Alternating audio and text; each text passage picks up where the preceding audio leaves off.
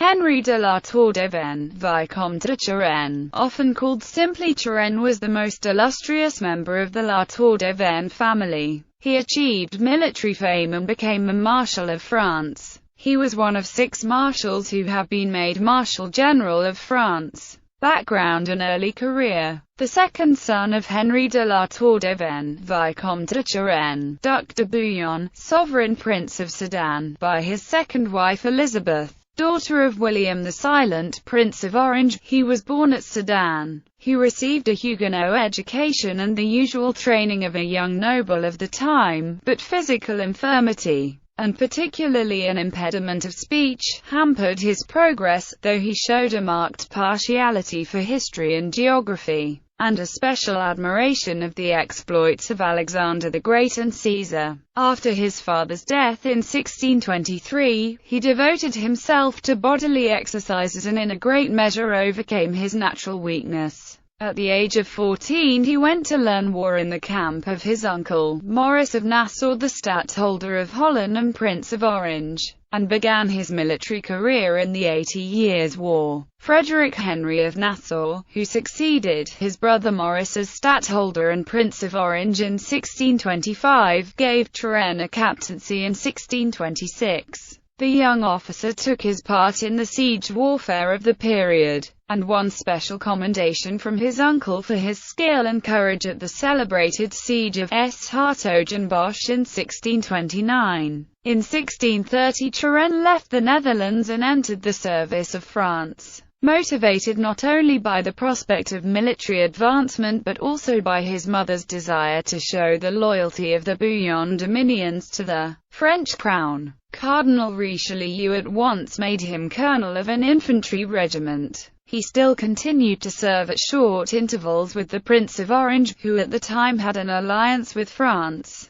and his first serious service under the French flag occurred at the siege of La Motte in Lorraine by Marshal de la Force, where his brilliant courage at the assault won him immediate promotion to the rank of Maréchal de Camp. In 1635 Turenne served under Louis de Nogaret, Cardinal de la Valette in Lorraine and on the Rhine. The French and their allies raised the imperial siege of Mainz, but the French army had to fall back on Metz for want of provisions. In the retreat Turenne measured swords with the famous imperial general Gallas, and distinguished himself greatly by his courage and skill. The reorganized army took the field again in 1636 and captured Savin, at the storming of which Turenne was seriously wounded. In 1637 he took part in the campaign of Flanders, including the capture of Landrecies. In the latter part of 1638, serving under Bernhard of Saxe-Weimar, he directed the assault on Breisach, which surrendered on December 17.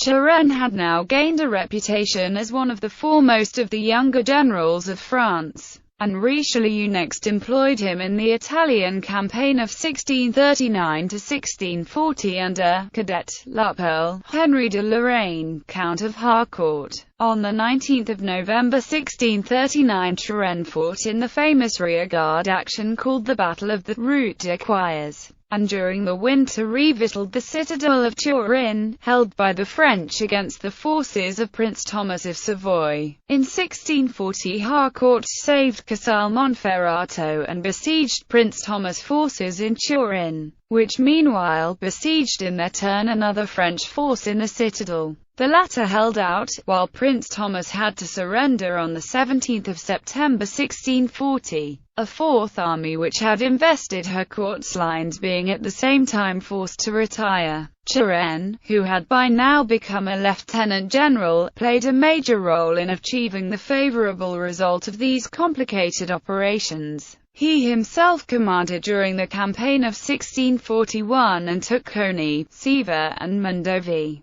In 1642 he served as second in command of the French troops which conquered Roussillon. At this time Richelieu discovered the conspiracy of Cinq-Mars in which Turenne's elder brother, the Duc de Bouillon, had become implicated. Marshal of France. The relations of the Principality of Sedan to the French crown markedly influenced the earlier career of Turenne. Sometimes it proved necessary to advance the soldier to conciliate the ducal family. At other times, the machinations of the ducal family against Richelieu or Mazarin prevented the king's advisers from giving their full confidence to their general in the field. Moreover, his steady adherence to the Protestant religion provided a further element of difficulty in Turenne's relations with the ministers. Cardinal Richelieu nevertheless entrusted him with the command in Italy in 1643 under Prince Thomas. Turenne took Trino in a few weeks before his recall to France towards the end of the year. He gained the rank of Marshal of France and soon departed to Alsace to reorganize the army of Weimar, which had just suffered a severe defeat at Tuttlingen. At this time, having reached 32 years of age, Turenne had served under four famous commanders: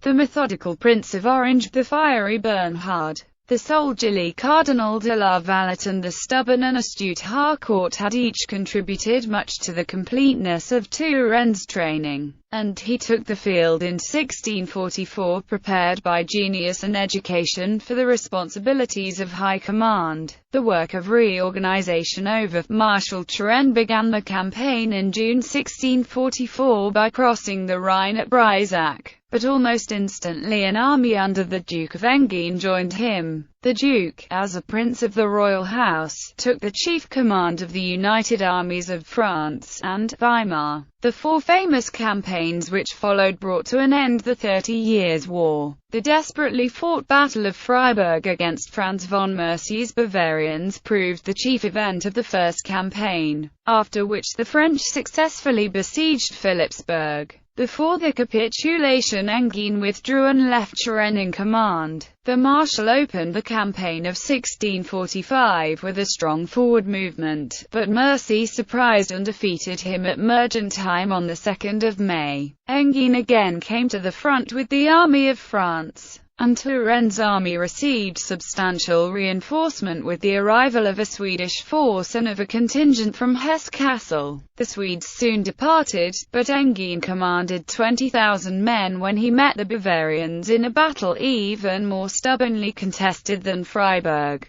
The French forces killed Mercy and decisively defeated his army at Allerheim near Nordlingen. Ill health forced Enghien to retire soon afterwards, leaving Turenne for the third time left in command of the French army. Again he did not fare well against the larger forces of the Imperialists, but the campaign ended with a gleam of success in his capture of Trier. In the following year Turenne obtained more decided successes, and, by separating the Austrians from the Bavarians, compelled Maximilian I, Elector of Bavaria, to make peace. In 1647 he proposed to attack the thus weakened army of the emperor, but the strategists ordered him into Flanders instead. Not only did France thus lose an opportunity, but a serious mutiny broke out amongst the Weimar troops, who had not received their pay for many months. The Marshal showed great tact and firmness in his treatment of the disaffected regiments, amongst whom in the end he succeeded in restoring order with little bloodshed.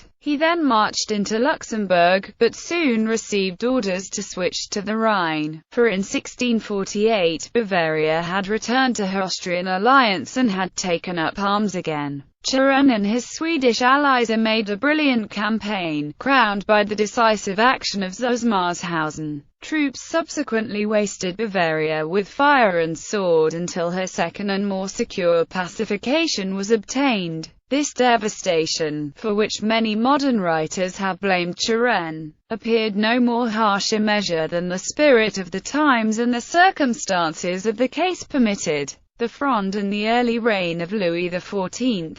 The Peace of Westphalia brought little peace to France, which soon became involved in the civil war of the Fronde. Few of Turenne's actions caused sharper criticism than his adhesion to the party of revolt. The army of Weimar refused to follow its leader and he had to flee into the Spanish Netherlands, where he remained until the Treaty of Rueil put an end to the First War of the Fronde. The Second War began with the arrest of Condé and others. Turenne, intended for arrest with them, escaped in time, and with the Duchess de Longueville held Stenay for the cause of the princes. Condé, his brother Conti, and his brother-in-law the Duc de Longueville. Love for the Duchess seems to have ruled Turenne's action, both in the First War, and, now, in seeking Spanish aid for the princes. In this war Turenne sustained one of his few reverses at Rethel, but the second conflict ended in the early months of the following year with the collapse of the court party and the release of the princes.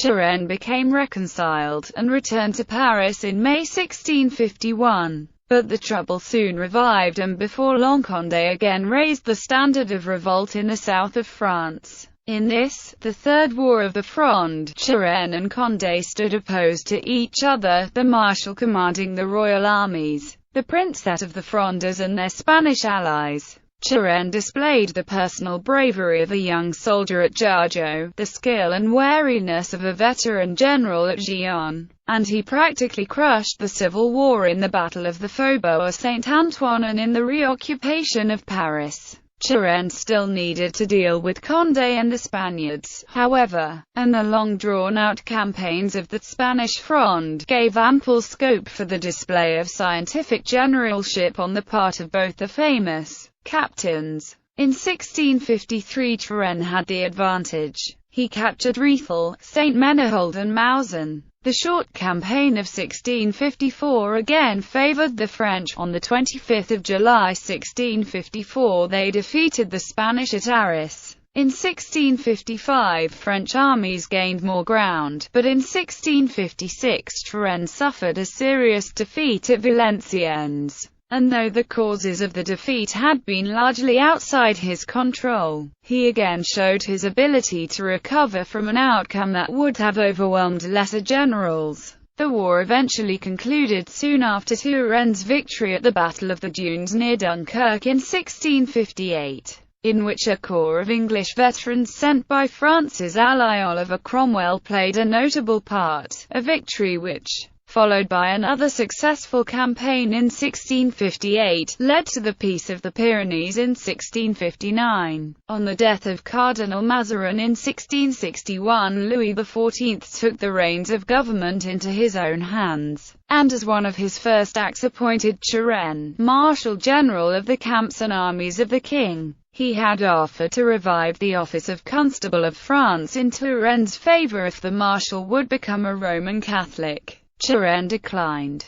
Born of Calvinist parents and educated a Protestant, he had refused to marry one of Richelieu's nieces in 1639 and subsequently rejected a similar proposal from Mazarin. Turenne married in 1652 Charlotte de Caumont, a daughter of the Protestant Marshal de la Force, to whom he remained deeply attached. But he sincerely deplored the division of Christianity into two hostile camps. He had always distrusted the influence of many dissident and uncontrolled sects. The history of independence in the English army and people made a deep impression on his mind, and the same fear of indiscipline which drove the English Presbyterians into royalism drew Turenne more and more towards the Roman Catholic Church. The letters between him and his wife show how closely both studied available evidence on the matter, and in the end, 2 years after her death, the eloquence of Bossuet and the persuasions of his nephew, the Cardinal de Bouillon, prevailed upon him to give his adhesion to the Roman Catholic faith. In 1667 he had returned to the more congenial air of the camps and armies of the king, directing the famous Promenade Militaire in which the French overran the Spanish Netherlands. Soon afterwards Condé, now reconciled with the king, rivaled Turenne's success by the rapid conquest of the Franche-Comté. Shortly before the end of the War of Devolution in February 1668, the Dutch War. In Louis XIV's Dutch War of 1672 Turenne accompanied the army commanded by the king which overran the Dutch United Provinces up to the gates of Amsterdam. The terms offered by Louis to the Prince of Orange only aroused a more bitter resistance. The Dutch opened the dikes and flooded the countryside around Amsterdam. This measure completely checked Turenne, whom the king had left in command. News of this event roused Europe to action, and the conflict spread to Germany. Turenne fought a successful war of maneuver on the Middle Rhine while Condé covered Alsace. In January 1673, Turenne assumed the offensive, penetrated far into Germany, and forced the Great Elector of Brandenburg to make peace. Later in the year, however, the famous imperial general Montecuculi completely outmaneuvered Turenne. Montecuculi evaded his opponent, joined the Dutch and took the important place of Bonn. In June 1674, Turenne won the Battle of Sinzheim, which made him master of the electorate of the Palatinate. Under orders from Paris, the French wasted the country far and wide, and this devastation with the sack of Turkheim usually counts as the gravest blot on Turenne's fame. In the autumn, the anti-French allies again advanced, and though they again outmaneuvered Turenne, the action of the neutral city of Strasbourg occasioned his failure by permitting the enemy to cross the Rhine by the bridge at that place. The Battle of Entzheim followed. This proved a tactical victory, but hardly affected the situation, and, at the beginning of December, the Allies remained in Alsace. The old marshal now made the most daring campaign of his career. A swift and secret march in midwinter from one end of the Vosges to the other took the Allies by surprise. Sharply following up his first successes, Turenne drove the enemy to Turkheim, and there inflicted upon them a heavy defeat. As revenge for the active resistance the inhabitants of the city had shown, Turenne let his troops loot it and massacre the remaining population during 2 weeks. In a few weeks he had completely recovered Alsace. In the summer campaign he once more faced Montecuculi, and after the highest display of strategic chess moves by both commanders, Turenne finally compelled his opponent to offer battle at a disadvantage at Salzbach. There, on the 27th of July 1675, one of the first shots fired killed him. The news of his death produced universal sorrow. Legacy. Turenne's most eloquent countryman wrote his elegies, and Montecuculi himself exclaimed, "Tu es mort aujourd'hui un homme qui faisait honneur à l'homme." His body, taken to Saint Denis, was buried with the kings of France. Even the extreme revolutionists of 1793 respected it, and, while they ignominiously reburied the bodies of the monarchs in a mass grave, they preserved the remains of Turenne at the Jardin des Plantes until the 22nd of September 1800, when Napoleon had them removed to the Church of the Invalides at Paris, where they still rest. Napoleon recommended all soldiers to read and reread the campaigns of Turenne as one of the great captains. His fame as a general rivaled that of any other in Europe at a period when the populace studied war more critically than ever before, for his military character epitomized the art of war of his time. Strategic caution and logistic accuracy,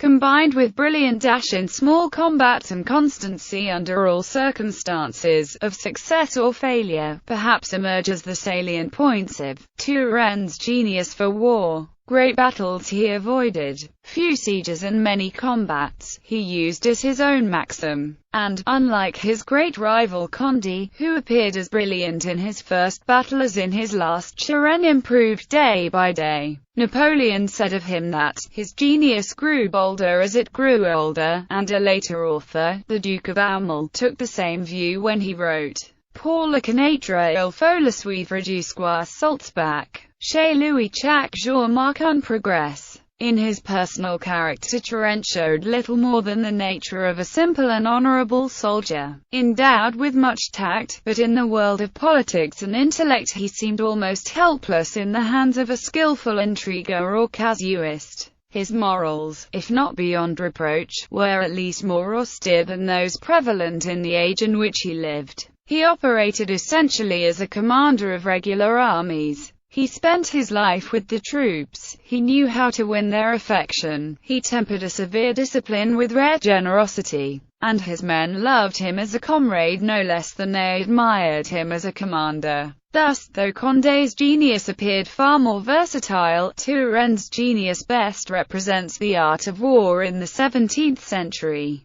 For the small, costly, and highly trained regular armies, and for the dynastic warfare of the age of Louis XIV, Turenne functioned as the ideal army leader. In fiction,